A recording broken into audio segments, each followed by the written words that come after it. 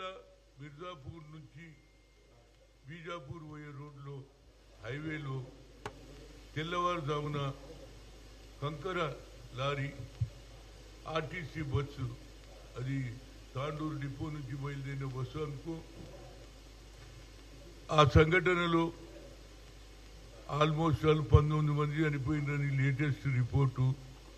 అదేవిధంగా 20 మందికి క్షతగాతులు అయినరు, కాలు దెబ్బలు తగిలినటువంటి వారికి రాష్ట్ర ప్రభుత్వం ఇమీడియట్గా పొన్నం ప్రభాకర్ గారు ఎక్స్గ్రేషియా కూడా అనౌన్స్ చేయడం జరిగింది. 5 లక్షలు చనిపోయిన వాళ్ళకి 2 లక్షలు ఏదైతే క్షతగాతులకు వారికి సరి అయిన ట్రీట్మెంట్ చేయాలని ఉస్మానియా కానీ ఏ హాస్పిటల్ కూడా ఇస్తారు. అదేవిధంగా ఇప్పటి వరకు తెలిసిన విషయం ఏంటంటే హైదరాబాద్కు వద్దు చేవెళ్ళలోనే మా పోస్ట్ మార్టం చేయాలని అక్కడ జనం చెప్పడం వల్ల అక్కడనే పోస్ట్ మార్టం జరుగుతుంది. ఈ దుర్ఘటన మొన్ననే జరిగినటువంటి కర్నూలు దగ్గర సంఘటన కానీ ఎక్కడ చూసినా ఈ యాక్సిడెంట్స్కు ఎక్కువ అవుతున్నది. ఎందుకంటే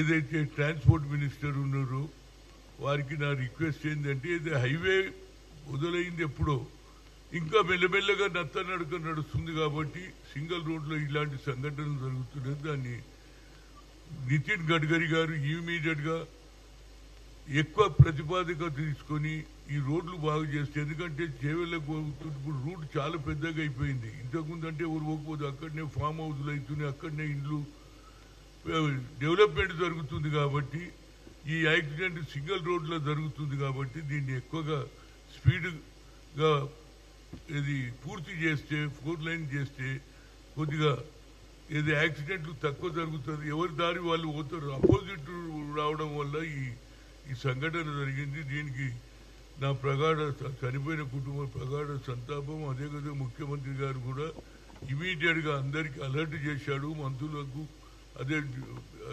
ఆర్టీసీ చైర్మన్ కూడా చెప్పడం జరిగింది.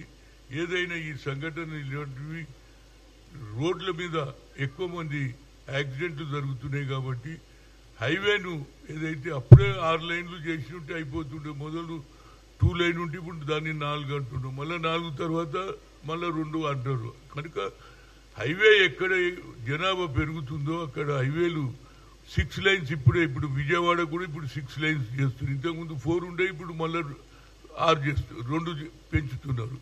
వాళ్ళని ప్రభుత్వం మోదీ గారి సర్కార్కు రిక్వెస్ట్ ఏంటంటే ఈ హైవేలు ఎక్కడనైతే మొదలు పెట్టినరో దాన్ని వేరియస్ రీజన్ల కొంత పని ఆగుతుంది, బిల్లు రాలేదనో అదేనో ఏదో విధంగా అవుతుంది, దాన్ని స్పీడప్ చేయమని కోరుతున్నా. అదేవిధంగా రాష్ట్ర ప్రభుత్వం చొరవ తీసుకొని ఆ కుటుంబాలకు ఎక్స్గ్రేషియాతో పాటు తప్పనిసరిగా వాళ్ళ కుటుంబాలను రాష్ట్ర ప్రభుత్వం ఆదుకుంటుంది.